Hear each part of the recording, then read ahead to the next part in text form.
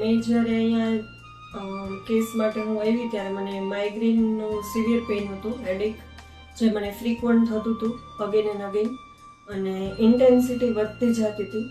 અને ઇન્ટેન્સિટી પહેલાં એવું લાગતું કે સિઝનલ ઇફેક્ટ છે, પછી ધીમે ધીમે વધતું ગયું, પછી 2 દિવસ સુધી હેડેક થતું જાય, અને like then I was not able to focus on my work.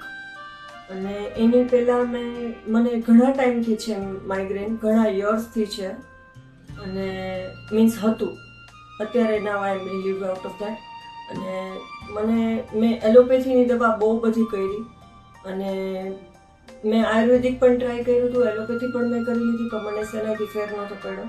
પછી મને એક અમારા બીજા કલીગે રેકમેન્ડ કર્યું that you go for homeopathy, that is a good option, you should try. So મેં હોમિયોપેથીમાં કન્સલ્ટ કર્યું ડૉક્ટર નીરવ માનસેતા પાસે, and I am very satisfied. આ મને પ્રોબ્લેમ એકદમ ઓલમોસ્ટ ક્યોર થઈ ગયો છે, અને હવે કાંઈ ઇશ્યુઝ નથી. It is a slow process, but you need to be patient with that. So I am happy with the treatment that is given to me. Thank you.